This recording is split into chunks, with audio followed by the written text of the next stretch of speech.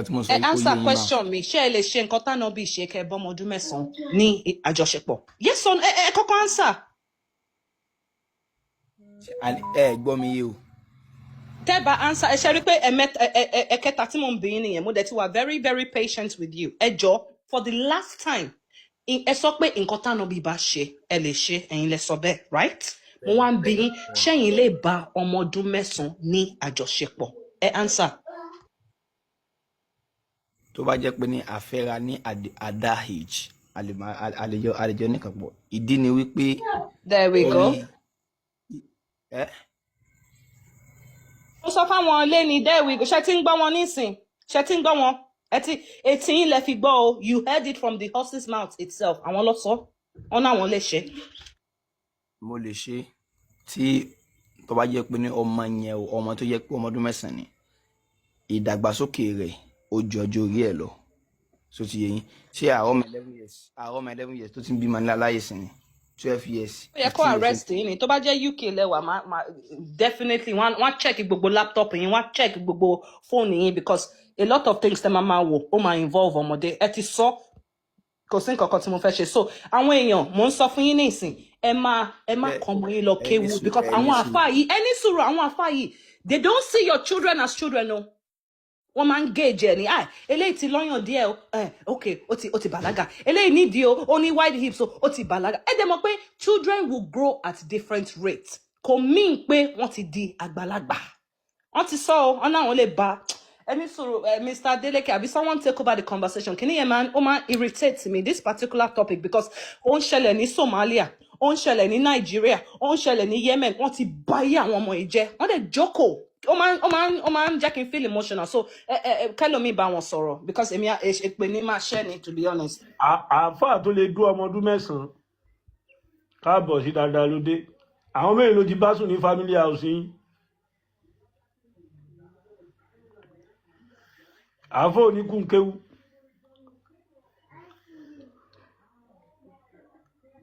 àáfàá oníkùn kéwú. mo gbọ́ yín o. ọmọ ọdún mẹ́sàn-án mẹ́rin lẹ́jí bá sùn lè kéwu yín. Nílé kí wà òkè ó dàpọ̀ ọmọ dájú yín. Ọmọ bàbá yín. Èmi ò bá dádì mi ò nílé kéwu dádì mi bá wọn ọ̀dá lè kéwu lẹ̀. Lè má bá mi sọ̀rọ̀ bẹ́ẹ̀ yẹn náà. Ẹ̀yin lẹ sọ pé ẹ̀yin lè bá ọmọ ọdún mẹ́sàn-án sùn mọ́ á ní mẹ́rin lẹ́jí bá sùn lè kéwu yín. Ẹ̀yin náà gbọ́n nǹkan tẹ́ ń sọ sí mi àti jíjọ márì ni ṣáájú àjíjọ fẹ́ra lọ́kọ ní sùn. Ẹ̀yin lẹ́yìn lè bá ọmọ ọdún mẹ́sàn-án sùn. So ẹ̀yin dẹ̀dẹ̀ fi sọ yẹn dasmi pé ẹ ti ń practice ẹ̀. Ok tẹ́bájọ́ fẹ́ra ṣẹ́ni lọ fẹ́ ọmọ Suleiman Farouk ọmọ ọdún mẹ́sàn-án tó rọ́ṣẹ̀ ìbímọ olólásùmọ̀ rẹ̀ ọmọ ọdún mẹ́sàn-án àbí ọmọ Buhari ọmọ Musa àbí ọmọ Murani Eleha. Ṣẹ́ni lọ fẹ́ ọmọ Murani Eleha 9 years old so online láwa yìí so wọn bí ìyá Murani Eleha àdàkọ́mọ́ fà fún yín tẹ́bá ti sọ pé yìí máa fẹ́ ọmọ Murani Eleha 6 years ọmọbìnrin ẹ sọ Murani Eleha náà ń gbọ́ àwọn òbí dákọ́mọ́ ṣe yìí fún yín ọyẹ tún sọ ẹlẹ́yìn lè fẹ́ ẹ sọ pé ẹ̀yin lè fẹ́ ọmọ Murani Eleha ọmọ ọdún mẹ́fà ẹ sọ bẹ́ẹ̀. Ṣé mo mọ̀ rí tẹ́lẹ̀ ní àbí mi àtẹjọ pàdé rí. Irọ́ ibi Muslim brother ní mùsùlùmí àti mùsùlùmí ọmọ ìyá kan náà ni Muhammadu náà fẹ́ ọmọ Abubakar náà. Aisha. Ṣé ọmọ Abubakar tó fẹ́ yẹn ṣé wọ́n jọjọ ríra ni. Ṣé wọ́n jọ dára wọn. Ẹ kò mí náà ẹ lè contact ẹ náà ẹ sá mọ orúkọ ẹ DM ẹ ni. Aláyé o mo fẹ́ fẹ́ ọmọ ọdún mẹ́fà yẹn wọn ò bí dáko. Ṣé sọ̀rọ̀ tó mọ̀ gbọ́dá ní àbẹ́ sọ̀rọ̀ sọ́kùsọ. Ọ̀rọ̀ wo la fẹ́ mọ bá yín sọ ẹ̀rí pé ìyàwó àti pa yín tì ní ẹ̀ẹ́dẹ́lẹ́yìn lè dọ́ ọmọ ọdún mẹ́sàn-án. Ọlọ́rọ̀ sọ mọ́ kí la tún fẹ́ sọ wọ́n ti sọ kìíní yẹn wà very irritating. Ẹ̀yin tẹ́ ń kọ́ ọmọ lọ lé kéwú. Àwọn ọmọ ẹ ti fẹ́ lè léyìn nígbà tá à ń ṣe ẹlẹ́jọ́ wẹ́wẹ́ à ń ṣiṣẹ́ rẹ́díò Lagos ni. Ọ̀rọ̀ tẹ́ ń sọ ọpọlọ lẹ̀ fi ń dájọ́. Kò sí kan tá a sọ Anobi nísìnyí Anobi sọ pé Anobi àtàlà sọ pé ẹni tí ò bá kírun Friday ẹ lọ jó mọ́lé gẹ́gẹ́ bẹ́ẹ̀ ṣe lọ jó ìyá Ọlọ́sùn ẹ lọ jó ilé ẹ̀ nílọrin so nǹkan táwọn àfáà ṣe Allah ló pa yín láṣẹ ẹ kàn ń dà lúrú ni táwa tún fún yín lẹ́rìí yẹn náà nísìn ẹ ní sọ pé kò dáa torí ẹ̀yin gan àti rí i pé ẹ̀yin gan lè pààyàn nítorí ànábì ẹ̀dínlẹ́sì.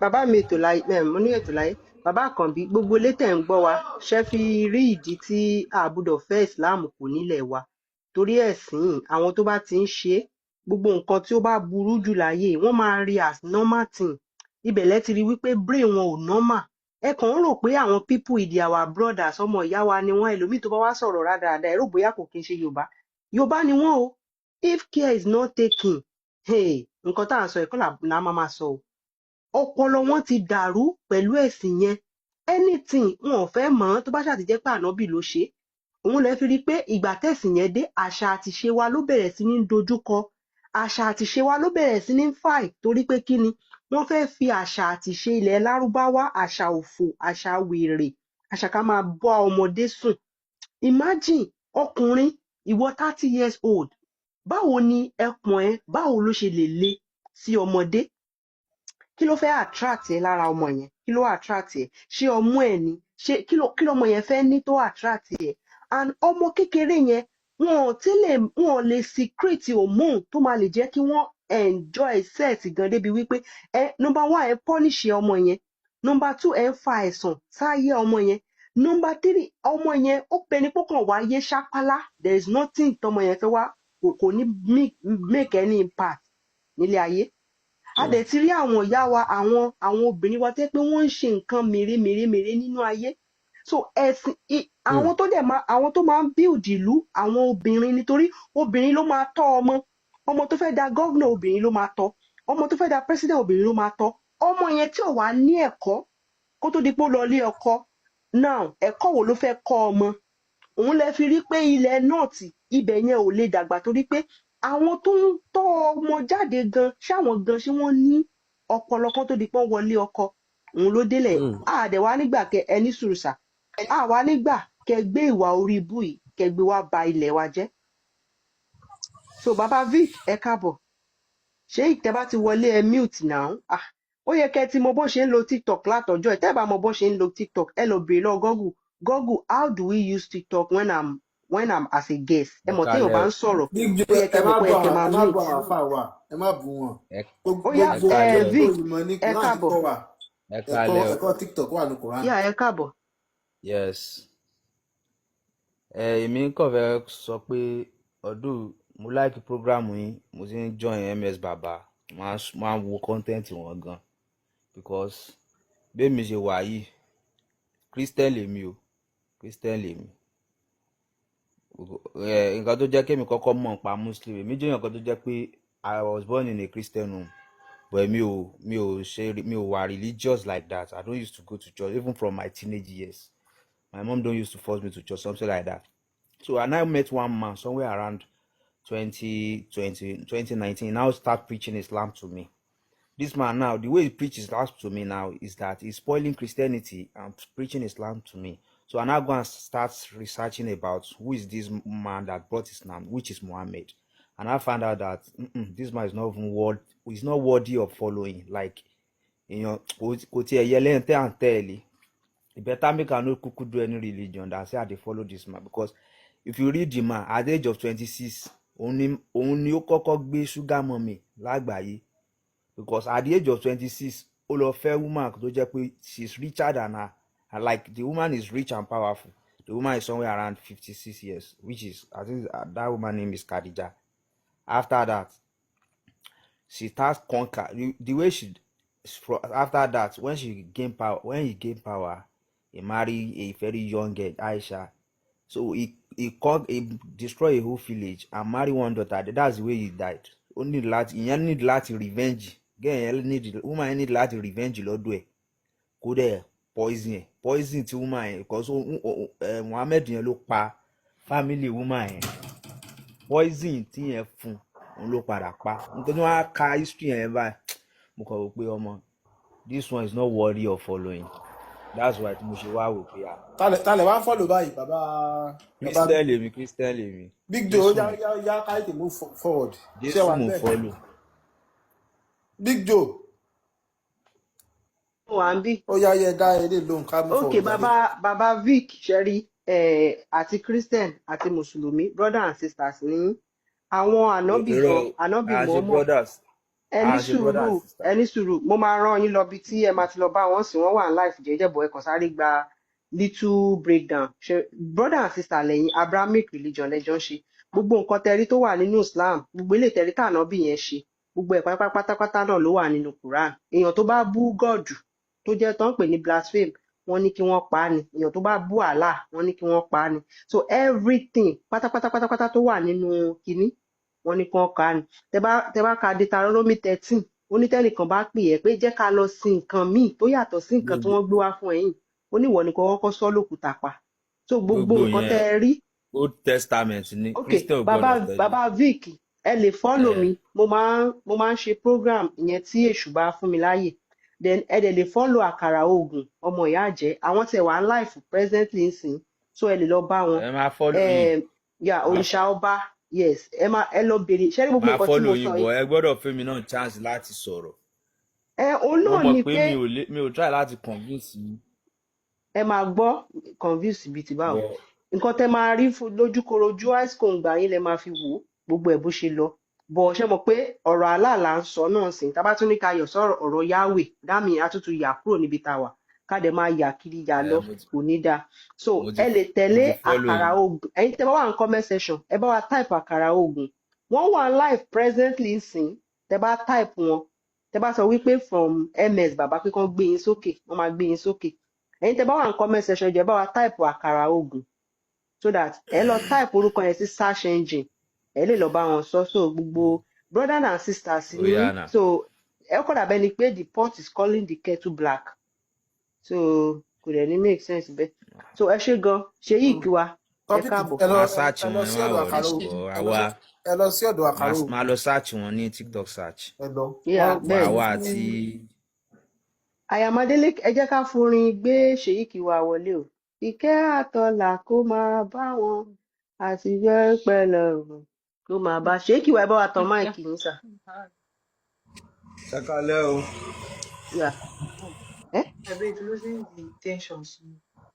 ẹ kálẹ́ o. ẹ káàbọ̀ ẹ káàbọ̀. ṣèyí kà ń gbọ́ yín. ẹ kú àtàárọ̀ o.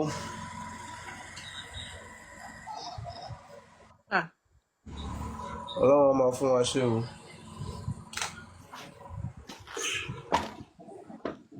ẹ káàbọ̀ àfà. tó mọ̀. àfà ṣe wà ń bẹ̀.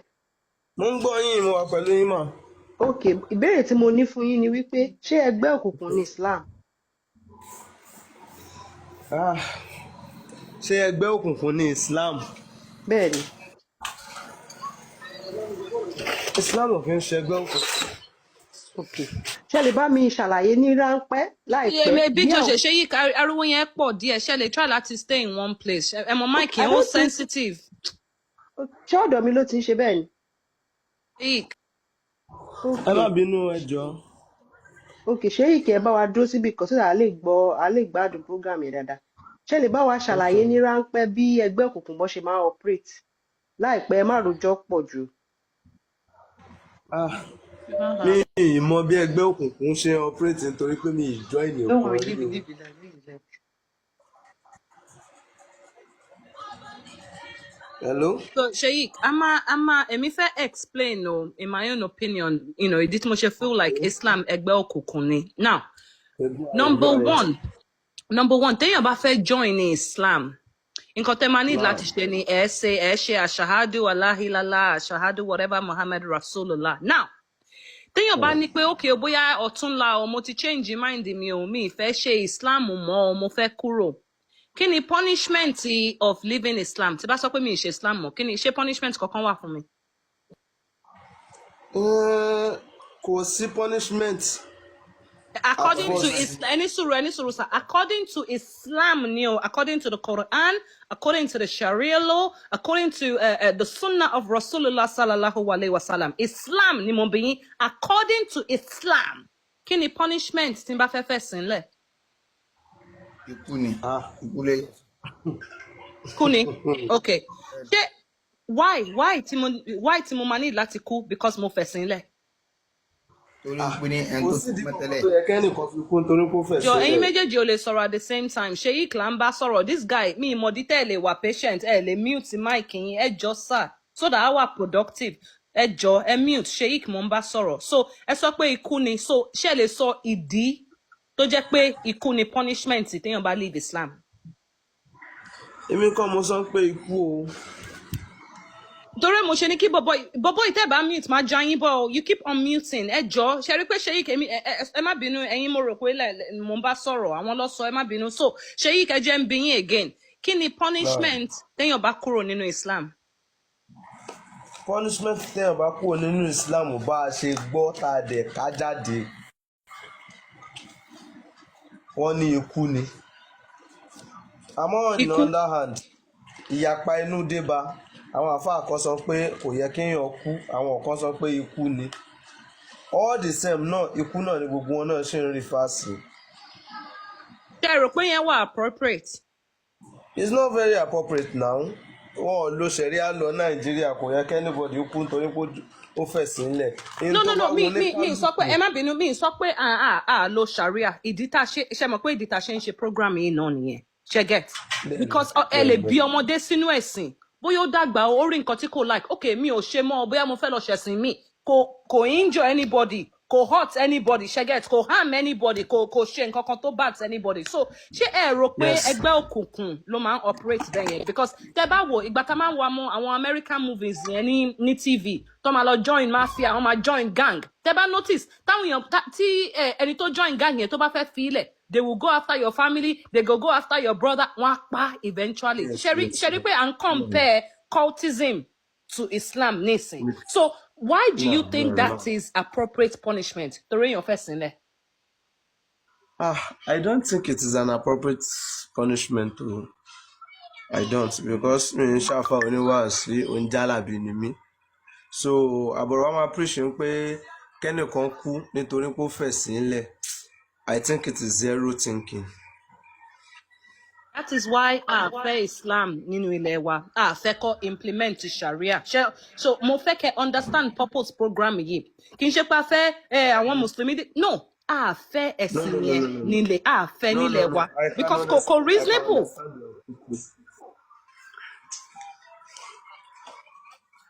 Musa ó ti wà too extreme ṣe get. Yes. Ó ti wà too extreme so nǹkan tá a fẹ́ nílẹ̀ wa nìyẹn so conversation tá à ń have lẹ́nu nìyẹn a dẹ̀ sọ̀rọ̀ child marriage nísìn bí mo bóyá kẹ́ tó wá sókè ẹ gbọ́ bọ̀bọ̀ yẹn ó náà lè do 9 years old as long as tó bá ṣe nìka.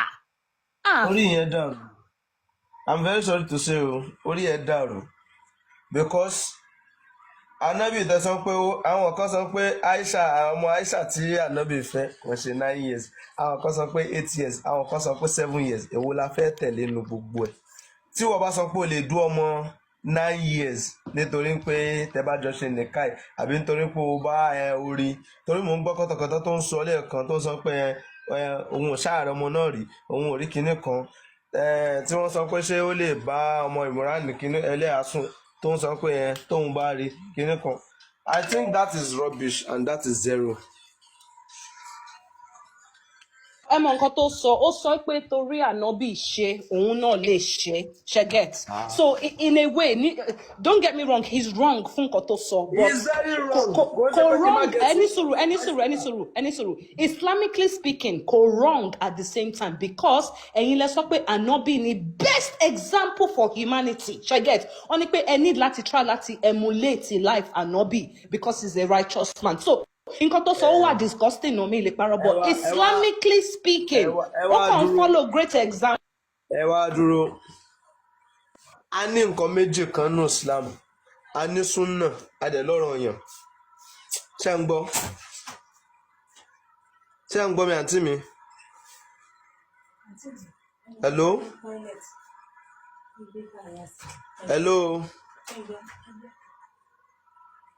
hello. Can hear you, we can hear you, continue.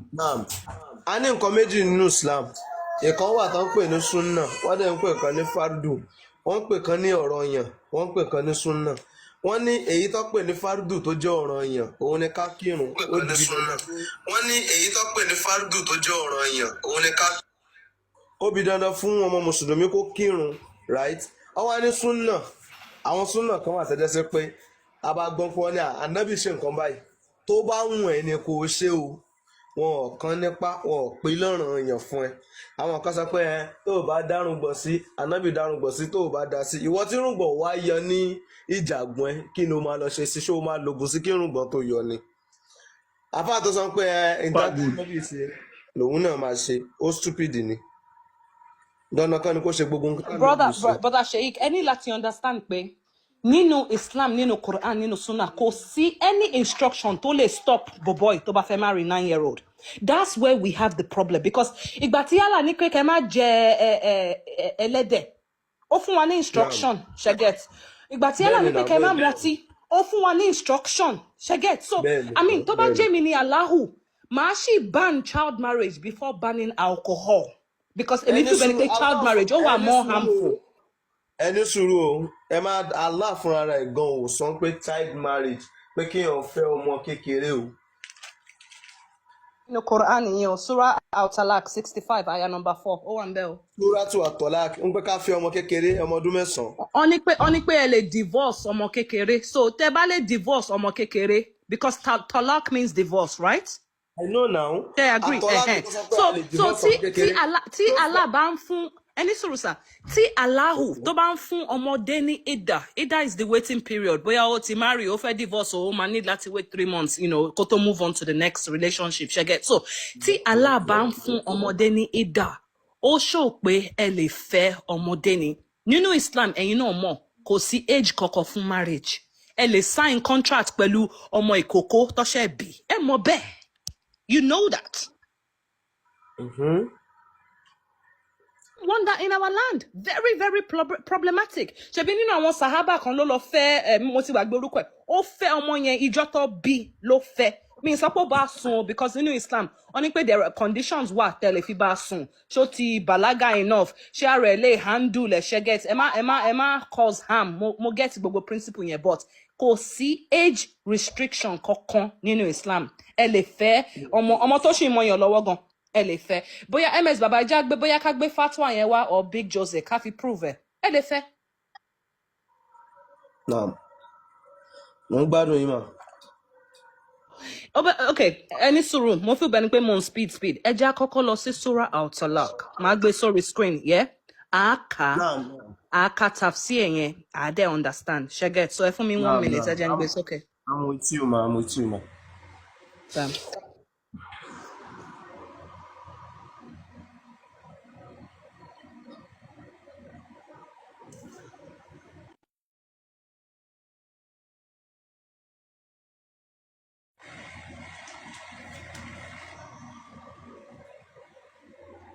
Ẹ gbé mi sórí big screen mods ẹ jọ̀ọ́.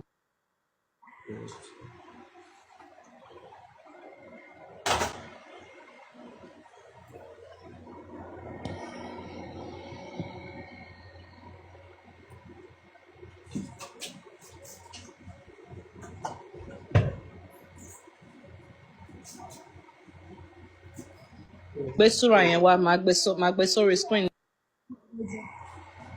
Aya number 4. Ó ní pé as for your women past the age of menstruation. Mr. Adeleke ṣe wà ń bẹ̀. As for your women past the age of menstruation. Fún àwọn ọmọ yín tó ti kọjá nǹkan oṣù. In case you do not know. Tí ẹ bá mọ̀. Their waiting period is 3 months. Àsìkò àti dúró wọn jẹ́ oṣù mẹ́ta. And for those who have not menstruated as well. Àtàwọn tí wọn ò tí bẹ̀rẹ̀ sí ní ṣe nǹkan oṣù rárá. As for those who are pregnant. Fún àwọn obìnrin yín tó lóyún. Their waiting period ends with delivery. Àsìkò àti dúró wọn ó máa dúró nígbà tí wọ́n bá ti bímọ. And whoever is mindful of Allah. Ẹni tó bá ń fiyè sí ọ̀rọ̀ Allah. He will make the matters easy for them. Ó máa jẹ́ kí nǹkan wọn kó rọrùn. Okay, thank you, Mr. Adeleke. So, Sheikh, ẹ ti rí pé àyà yìí, even gbogbo surah yìí, ó mention divorce. Nínú àyà yìí, adẹ̀rí Allah subhanahu wa ta'ala, ó ń fún 3 categories of women ní waiting period. Okay, ìwọ tó bá ti ṣe nǹkan oṣù tán, for example, àwọn older aunties wa, you know, ó máa dé point kan in a woman's life tí kò ní ṣe nǹkan oṣù mọ́, ṣe get gbogbo egg yẹn ti dry, menopause, thank you sir. So ó ní pé àwọn tó bá ń ṣe menopause tẹ́ bá fẹ́ kọ̀ wọ́n o 3 months ló máa dúró. Now ibi táwa fẹ́ highlight for you is only, and for those who have not menstruated, obìnrin ni mí, there are 3 points nínú life obìnrin tí kò ní menstruate. Number 1, ó ti kéré jù.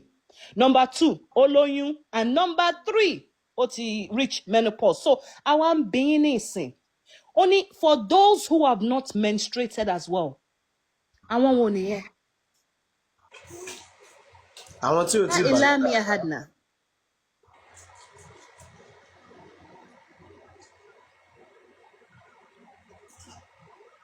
àwọn tí ò tí menstruated àti ò tí ṣe menstruation, àwọn tí ò tí bàlágà rárá yẹn. Kí la máa ń pè wọ́n? Àwọn ọmọ kékeré. These are young girls. Yes. Now, tí child marriage ò bá wà permissible nínú Islam, why is Allah giving them waiting period? Ida.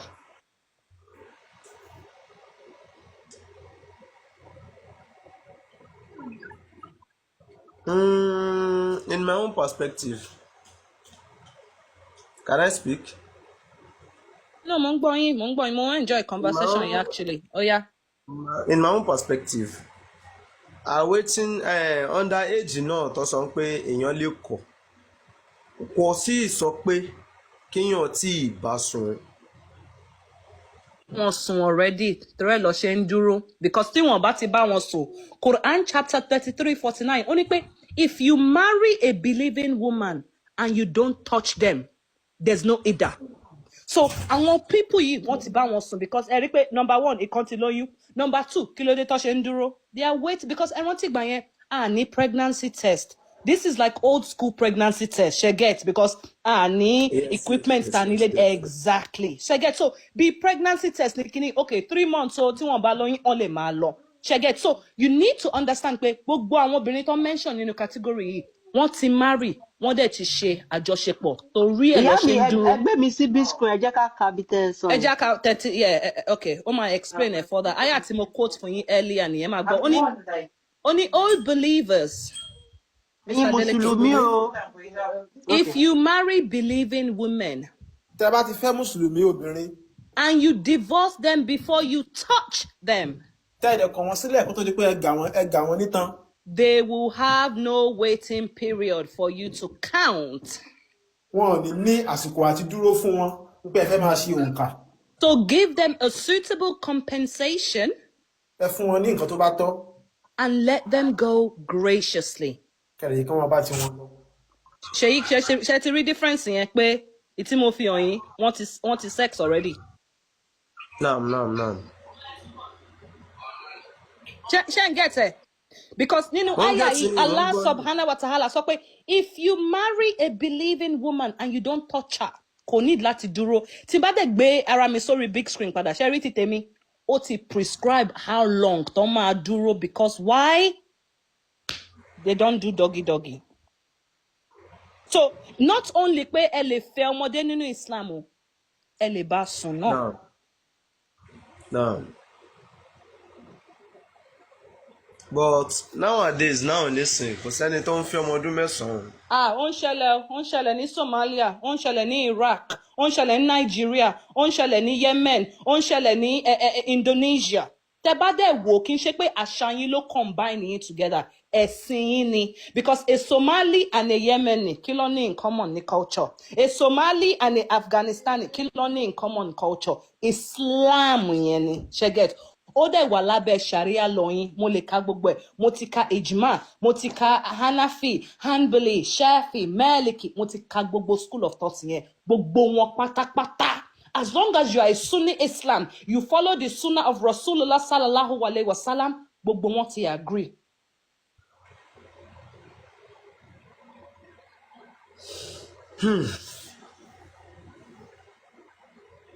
Ó ń ṣẹlẹ̀ o, ẹ jẹ́ á má dismiss ẹ̀, ó ń ṣẹlẹ̀. Mo lọ́rẹ̀ẹ́ tó yẹ pé victim of child marriage gan ni wọ́n. Most of them Somalia ló ti wá. Ó ń ṣẹlẹ̀, bàbá mi, ó ń ṣẹlẹ̀. A lè dismiss ẹ̀, because tá a bá sọ pé problem wà, báwo la ṣe máa solve ẹ̀? Ó ń ṣẹlẹ̀ o, even ní Nàìjíríà. àwọn northern area yín à ń rọmọdé náà à ń rí wọn náà ẹ wo fistula clinic wọ́n ti bà gbogbo abẹ́ ọmọ yẹn jẹ́ ó ń ṣẹlẹ̀ and èmi wà very passionate nípa topic yìí because ó máa ń dùn mí it pains me.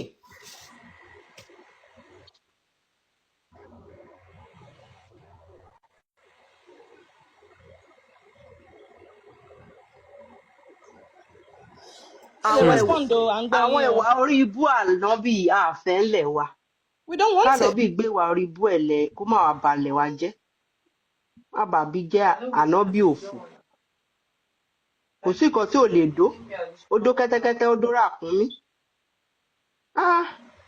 ó tún dó òkú ọ̀rọ̀ ti clear sí ṣéèkù báyìí. àníkẹ́ wá bú ànábì láàrin. kò ń ṣe bí ẹ kò ń ṣe èbú ẹ máa béèrè fún ẹ̀rí ànábì yín ó dó òkú ẹni tó ti kú ó do ó fún ní dọ́gì ó fún káwùkẹ́ ó fún missionary. ó yẹ ẹgbẹ́ ìjáde ní kárí. bá ànábì Muhammad dó òkú tí bá fún yín kí lẹ máa ṣe máa fi Islam ńlẹ̀ ẹgbẹ́ òkùnkùn tí bá ń gbé ẹ̀rí wá kí lẹ máa ṣe. àní ẹgbẹ́ ìwà nàìjíríà yìí náà. no videos ẹ̀yẹn fi bẹ̀rẹ̀ lẹ̀ ẹ̀yẹ kan. ẹ jẹ́ ń parí pẹ̀lú Sheikh náà ẹ jọ̀ọ́ just 2 to 5 minutes ẹ jọ̀ọ́ má dẹ̀ jẹ́ kẹ́lómi sọ̀rọ̀ ẹ jọ̀ọ́ ní sùúrù so Sheikh ṣe ti rí problem tá à ń try láti highlight fún yín àfẹ́ gbogbo kínní nílẹ̀ wa chef ẹ̀yin kan mọ̀ ń bá sọ̀rọ̀ Sheikh mọ̀ ń bá sọ̀rọ̀ ṣe rí pé nǹkan tá à ń try láti highlight sí nìyẹn tó bá jẹ́ pé ẹ̀yin náà ní any form of humanity ẹ mọ̀ pé this is wrong. We should not grape children. This is wrong.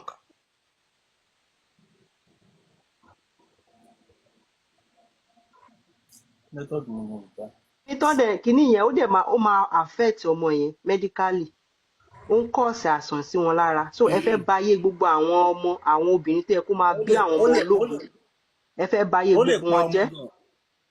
ó lè pa ọmọbìnrin sẹ́ẹ̀.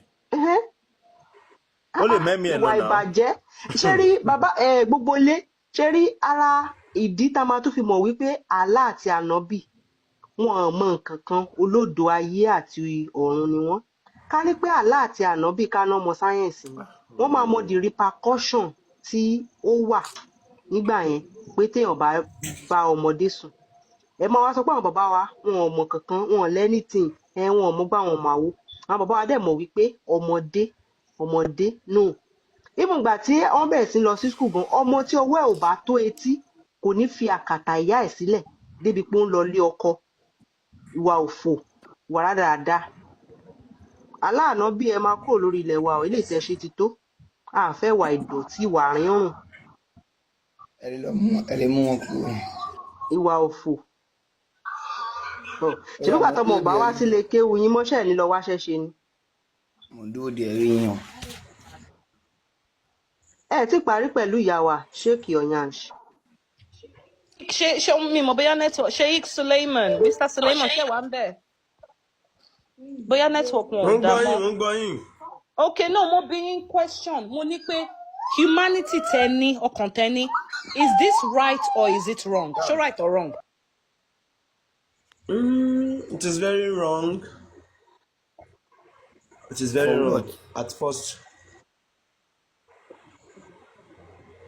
kí la máa ṣe nípa ẹ̀ because nǹkan tá à ń try láti ṣe lórí platform yìí ni ká educate àwọn èèyàn ẹ̀yin afa ẹ̀yin ṣe yí ẹ fọmọ wa lẹ̀ because even nínú animal kingdom àwọn animal wọn ń ṣe fúnra wọn o grandpa want to sleep with grandchild animal wọn ṣe so why can't we be better than these animals ṣe get but nínú nǹkan tó bother mi nínú Islam ni pé wọ́n ti sọ pé last revelation yìí so which means pé not anytime soon Allah kò ní gba message yìí padà kò ní sọ pé okay o ẹ fà àwọn ọmọdé ilé o ẹ yé máa fẹ́ ọmọdé o ṣe get nǹkan tí mò ń bá yín sọ ṣe mi sọ pé dandan ni kéèyàn fẹ́ ọmọdé mi sọ pé it's a command no kì í ṣe command but ó wà permissible tí any Muslim bá fẹ́ lo àyà yìí tó fẹ́ fi fẹ́ ọmọdé ẹ lè rebuke ẹ because this is Allah's word ṣe get ẹ ní rí nǹkan láti rebuke ẹ kò dá o tó bá sọ pé ẹ̀sìn mi sọ pé mo lè ṣe kí lẹ fẹ́ ṣe yìí nothing.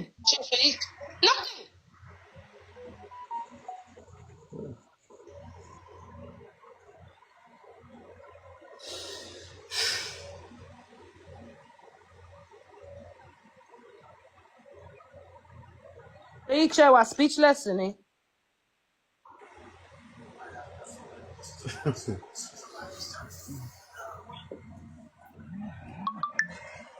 ìyá mi ibi tẹ́ ti Ṣé ká bẹ́lòmí sọ̀rọ̀ for ìyá mi now? ibi tẹ́ ti máa mọ àwọn ọmọ kóòtù òjire tí ìwà ọmọ kan ṣì wà lára wọn nìyẹn. So ìwà yẹn wọ́n ń wò ó pé ìwà tí ò bójú mu ni, but nínú Islam ìwà tó bójú mu ni. So àwa ò lè fẹ́ wà yẹn kù nílẹ̀ wa, a lè fẹ́ kù àbí àwa ò lè gba irú ìwà yẹn ẹ̀mí. One last evidence mo fẹ́ fi hàn Let's move on to another Ṣèyí question. ẹni sùúrù. One last evidence ẹjọ́ máa dẹ̀ dákẹ́. Mr. Adeleke or Big Jose ṣe ní fatwa yẹn tó sọ pé tọmọ yẹn bá kéré jù ẹ lè kiss ẹ lè rọ̀bẹ ẹ lè ṣe gbogbo ẹ mọ fatwa yẹn mi mọ̀ bóyá ẹni Okay, lọ́wọ́. ọmọ tó mọ ọmú lọ́wọ́. Ọmọ tó mọ ọmú lọ́wọ́ nǹkan tẹ́ lè bá ṣe nínú Islam fatwa yẹn ẹ já gbé fatwa yẹn síta for my last presentation and then bóyá Ṣèyí ẹ̀kọ́ process information yẹn that's all you know. Ewu ló yẹ wá ká mí aké, mo káàbọ̀ sí òní lè wọ̀ o, sí wọ̀wé o ìwé balẹ̀ jẹ́. Mo Big Joes, mo fẹ́ sáré drop network yẹn fẹ́ gbẹ̀mí lọ́rùn mi bíbá ẹ̀. Okay. Bí a kì í sáré drop kẹ́ ẹ tún gbé mi sókè padà wò ná. Mo ti Yes, struggle pẹ̀lú network one yẹn last látẹ̀kọ́. card ni check up. Thank you, Big Joseph. So, lè screenshot fatwa you can make sure pé it's genuine. Ṣé get tẹ́ bá fẹ́. Now, on bí wọ́n ní question. Wọ́n ní pé is marriage with a breastfeeding girl permitted?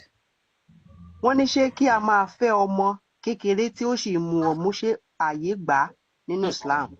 If so, is it allowed to derive sexual pleasure from her? Wọ́n ní tí ààyè bá wà pé ká fẹ́ ọmọdé nínú Islam, wọ́n ní ṣé àwa lè máa jẹ ìgbádùn lọ́kọláya pẹ̀lú ọmọ tó mu ọmú lọ́wọ́ yẹn.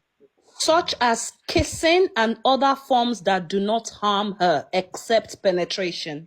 Wọ́n ní bí kí a máa ti ẹnu bọ ọmọ kékeré yìí lẹ́nu, ká máa ṣe nǹkan, ká máa romance, ká máa ṣe gbogbo ẹ̀ tó jẹ́ wí àwọn nǹkan tí ò dẹ̀ ní pa ọmọ yẹn lára, àyàfi pé ká gbé làǹgbà sí lóńgbò ọmọ kékeré yìí o.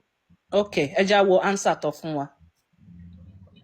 Gbogbo answer yìí mo dẹ̀ lè mú evidence wá láti school of thought. Answer yẹn ni ó ní if the marriage itself met all the conditions. Wọ́n ní tí ìgbéyàwó yìí tí tó bá la gbogbo ìlànà Islam tó bá là lọ like tó bá mu. Then she becomes his wife from all aspects. Wọ́n ní ọmọ kékeré tó mu ọmú lọ́wọ́ yìí ó ti da ìyàwó 40 years old man yìí o ní gbogbo ọ̀nà. Sheikh ẹ má bínú ẹ jẹ́ mute yín ariwo pọ̀ díẹ̀ ẹ má bínú. Ó ní it is then allowed for the husband to look at her. Wọ́n ní àyè wà fún ọkùnrin yẹn kó máa fi ojú àgbèrè àbí ojú kó máa seduce mọ̀ ní Yorùbá kó máa ṣẹ́jú sí. To touch her and kiss her. Kó máa fi ọwọ́ po ọmọ yẹn lára kó dẹ̀ máa tẹnu bọ̀ lẹ́nu. It is not allowed to have intercourse with her until she is physically capable of doing so without harm. Wọ́n ní wípé àyè ò sí o pé kẹ wá gbé làǹgbà pọ́nrán yín gbòǹgòlà yín kẹ wá gbé sí kíní ọmọ kékeré yìí o pé àyè ò sí o. Wọ́n ní àyàfi ìgbà tí ọmọ yẹn tí ó bá ti lára tó lè fi gba ẹ̀pọ̀n gbàgbàgbà. And if she's able to, then everything becomes permissible for him. Alhamdulillah. Wọ́n ní tí ọmọ yẹn bá wá ti lè gba pangolo yín, gbà yẹn ni ẹ lè tẹ̀síwájú láti máa gbé làǹgbà sí lóńgbò ọmọdé. So àfà tí ẹ bá fẹ́ lọ ka fátún ẹja fún yín lẹ́rìí torí a kì í sọ̀rọ̀ láì lẹ́rìí bí. So ó ní fatwa 111933. Islam Web. So thank you. tẹ bá tẹ̀ sí ìyẹn tẹ́ bá ní hard copy ìyẹn ìwé ẹ lè rí soft copy wà lọ́rọ̀ Amazon, Google gbogbo ẹ̀ tẹ́ bá tẹ̀ sí ó máa fún yẹn máa lè download rẹ̀ is a Quran sources. So arrest my case called. Sheikh Suleiman, ká tó move on sí next customer. Ṣé ẹ rí anything tẹ́ fẹ́ sọ? Ẹ lè gba 1 minute ká tó move on. Sheikh ẹ bá Unmute mic yẹn. n tí mo lè sọ sí ni pé fatiwa tí ẹ mú wá nísìn nígbà tí fatiwa tó máa dáhùn ìbéèrè fatiwa sọ pé wọ́n lè fi ọmọdé àmọ́ Ọmọ tó láì mọ bá ọmọ tó sùn mọyàn lọ́wọ́. ọmọ tó mọ yàn lọ́wọ́ bá wò ó. Ṣé àṣẹ ẹ ẹ fẹ́ kí Big breastfeeding ni Joseph o gbé padà? Àní I nínú saw breastfeeding it, Islam I saw ṣèyí it, kò sí I saw, ṣèyí kò sí age I'm nínú not, Islam. I know, I'm not disputing your thoughts. Me go against ọ̀rọ̀ tẹ́ ń sọ. I'm not going against it. Islam tó ń ṣe láyé àtijọ́ tí ò bá yàtọ̀ ń sìn most àwọn èèyàn náà máa sá kúrò ní Islam gidigidi.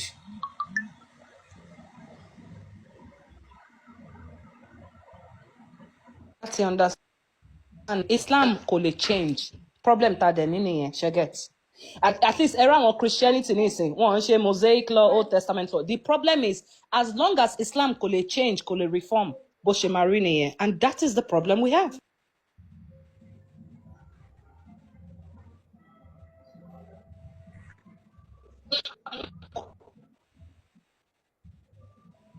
Ọlọ́run wa kú fún gbogbo wa ṣe pọ̀.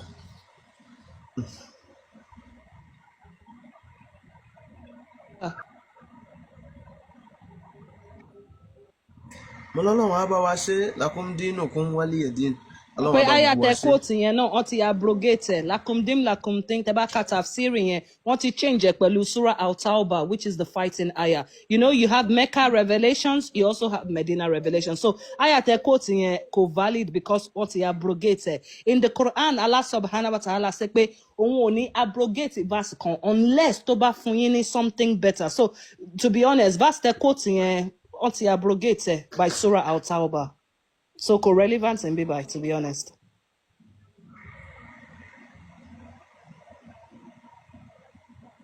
wọlé o ọ̀pọ̀ mùsùlùmí gan ni kò mọ̀ pé àyà yẹn igun wọn ti parẹ́ so nǹkan tí ìyá wa ń sọ fún yín nìyẹn ìyá mi Big Jos sheik yan mo kí o gbóyin o ó sì wá àmàlẹ́kẹ so àyà tẹ coach ní sẹ wọ́n ti pa àyà yẹn rẹ́ sọ̀rọ̀ mi ti yẹ yín àfà bóyá ẹ̀yin gan ọmọ ẹ̀yin gan náà ẹ̀dẹ̀ mọ̀ ẹ̀ kàn yọrọ tẹ fẹ́ pa náà ni wọ́n ti pa àyà yẹn rẹ́ ṣe ẹ kú iṣẹ́ mo kí o gbó nílẹ̀ kan sí.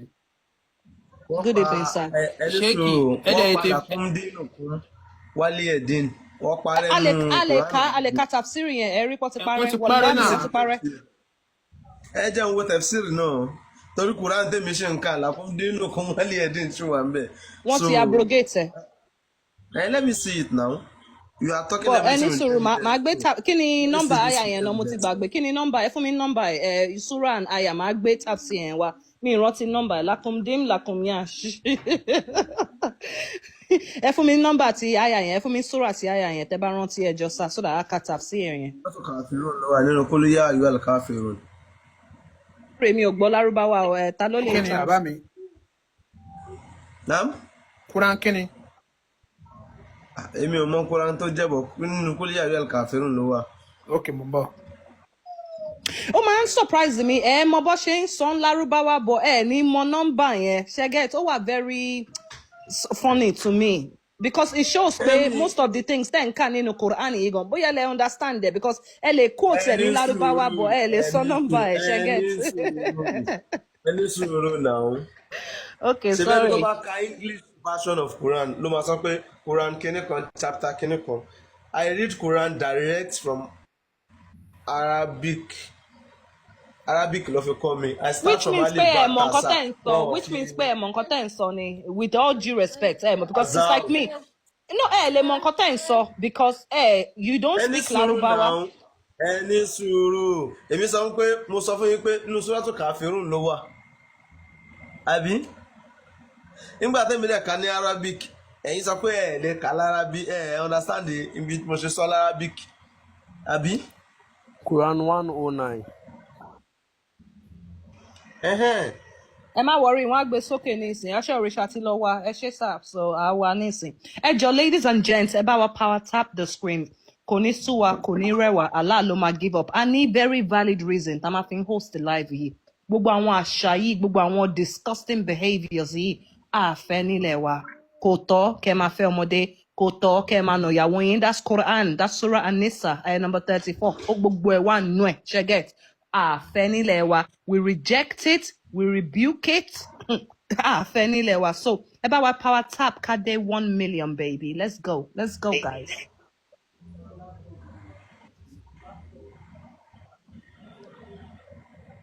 Hey, see you, Rini. Quran 109 pass wo ni afa. Ayawo. Ending. The Okay. ending, like verse ending, Suratu Kafirun. Last verse.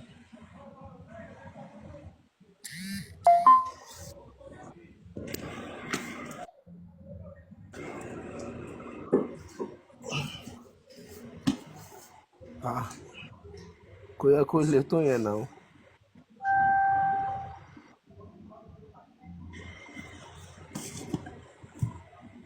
Quran 6109. Okay, Jan Sarek, but it's okay.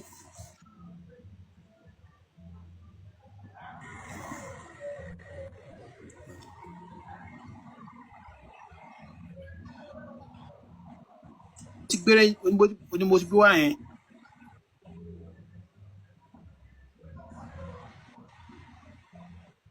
Quran 6, sorry, it's 1096. Okay, so, Onikpe, you have your way and I have my way.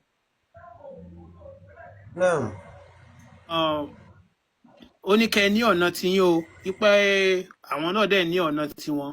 So nǹkan Okay, tó ń sọ bẹ́ẹ̀ màá wá ni. gbé tap sí síta kọ́ fi hàn wọ́n. Mo fẹ́ fi hàn wọ́n pọ́n ti abrogate aya yìí, mo ń bọ̀.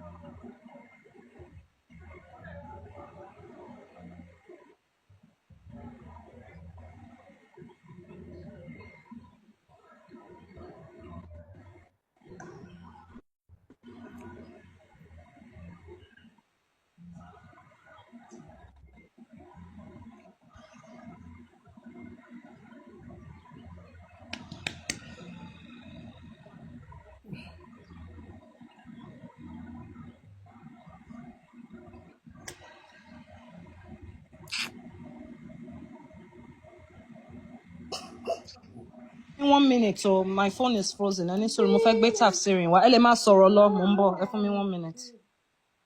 No problem, no wà pẹ̀lú yín, wà Okay, pẹ̀lú yín. afa. So yẹ kí àwa kan tó gbáyà Quran yẹn dé. So gbogbo àwọn nǹkan wọ̀nyí tá à ń sọ yìí kì í ṣe pé bóyá àfi ń tako ẹ̀sìn, àfi ń ṣàlàyé ẹ̀sìn ni. So fún àwọn ọmọ Yorùbá. Látàárọ̀ tẹ́ ṣá ń sọ̀rọ̀, kò sí fàǹfàànú ọ̀rọ̀ èmi àti yín.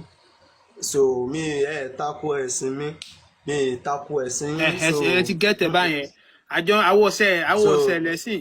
Àkàn ń ṣàlàyé fún yín náà ni pé ṣé wọn pé tí ọ̀pọ̀lọpọ̀ àwọn ọmọ Yorùbá ni wọ́n ń ṣe àwọn kan wọ̀nyí tẹ́ pé wọ́n dẹ̀ mọ̀ nǹkan tó ń ṣe. So àkóbá tó dẹ̀ lè ṣe fún wa lọ́jọ́ iwájú àní kéèyàn ò fẹ̀sìn mùsùlùmí lẹ̀ but ẹni tó bá lọ́pọlọ tó bá dá àwọn kan tó wà ń bíbà ẹ̀ ó máa ìtẹ́rí pé kinní yìí nítorí pé mọ̀kànmọ̀kàn ni o. So bó ṣe jẹ́ nìyẹn. Then ẹ tún gbélé náà ṣé mọ̀ pé ọ̀pọ̀lọpọ̀ àwọn Fúlàní tó ń pe àwọn ní Yorùbá tó ń jẹ́ pé mùsùlùmí wọn tó já àwọn àáfàá tó ń jẹ́ pé Fúlàní dẹ̀ ni wọ́n ń fẹ́ initiate Sharia law ní gbogbo ilẹ̀ wa. So ó dẹ̀ ti wà bẹ́ẹ̀ pé tó bá fi ẹ̀sìn mùsùlùmí lẹ̀ pé kí wọ́n pa á.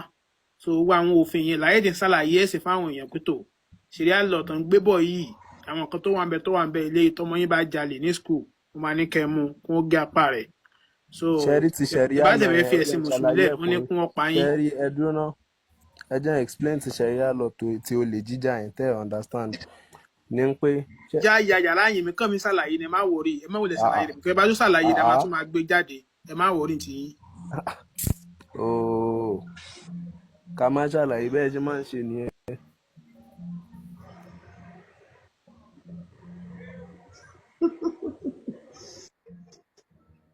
Tẹ́ẹ̀ni fún aláyà àti bring our evidence jáde. Big Jose, ta ló ní tafsiri kìíní? Safari mi ò ṣiṣẹ́ for some reason. Mo really need tafsiri yẹn. Bóyá máa try phone mi kejì. Àgbé wá ní ìsìn. Mi mọ̀ bóyá lè gbé wá, yeah. Mo fẹ́ show wọn ní abrogation aya yìí. Because aya yìí, Surah Al-Tawbah, ló fi replace fight against those who don't believe in Allah. Because mo rántí ìgbà tí Anobi bẹ̀rẹ̀ pilgrimage àbí prophethood ẹ̀. the first 10 years kò ní follower bẹ́ẹ̀ yẹn, so gbogbo message ẹ̀ wà peaceful, but bó ṣe ń lágbára sí, the messages got more angry. Fight them, do this, do that. ẹ dúró ẹ jẹ́ n tiẹ̀ béèrè ìbéèrè lọ́wọ́ yín ṣé mo lè béèrè question. Very question. tí ẹ mọ̀ túmọ̀ làkún dínùkún wàlìyẹ̀dín. Religion for me, my religion for you, or your way for you, my way for me. ẹ̀sìn tiyín kò máa jẹ́ sìn tí ẹ̀sìn tèmi kò máa jẹ́ tèmi. Ṣé ẹ mọ nǹkan tó ń jẹ́ abrogation? abrogation ò lásán kó fẹ́ fún. No, generally speaking, ṣé ẹ mọ nǹkan ẹni sọ̀rọ̀ ṣé ẹ mọ nǹkan tó ń jẹ́ abrogation? bí n pé wọ́n ti fi súrà mi replace ẹ̀pọ̀rọ̀ yẹn ò rí bẹ́ẹ̀. Exactly. àbí kí lẹ fi sọ kí lẹ sọ. Yes, exactly that. Yes, Yeah, sir. let me see the surah. Okay, ẹ jẹ́ àkọ́kọ́ ka tafsiri yẹn náà. Okay. Only this surah me read okay yẹn kìíní yẹn block me. Okay, ẹ jẹ́ bẹ̀rẹ̀ láti bí báyìí. Say, O disbelievers. Ó wíwẹ̀ ẹ̀yin mùsùlùmí òdodo. Includes every disbelievers on the face of earth. Ó ní ojú ẹ̀yin aláìgbàgbọ́ tó wà ní orílẹ̀ èpè. However, ó ní kó wulẹ̀ kó jẹ́ pé tàbí ṣùgbọ́n. This statement is particularly directed towards the disbelievers of the Quraysh. Ó ní ìròyìn tó ń mú wáyé o, òun sọ fún àwọn aláìgbàgbọ́ nínú Allah ní wà lórílẹ̀ Qurayshi. It has been said that in their ignorance, ó ní ó wí pé ó sọ pẹ̀lú àwọn aláìmọ̀kan. That they invited the messenger of Allah to worship their idols for a year. That they invited the messenger of Allah to worship their idols for a year. Ó ní pé wọ́n pè yín o, ẹ̀yin aláìgbàgbọ́ tẹ́ ìgbàgbọ́ ní mùsùlùmí tẹ́ ti ń ṣe sìgìdì fún ọ̀pọ̀lọpọ̀ ọdún. And then in turn, they would worship his God for a year. Ó ní pé wọ́n ti ń sin àwọn bíi nǹkan kan tó ń pè ní olùgbàlà wọn tó ti ń sìn fún ọ̀pọ̀lọpọ̀ ọdún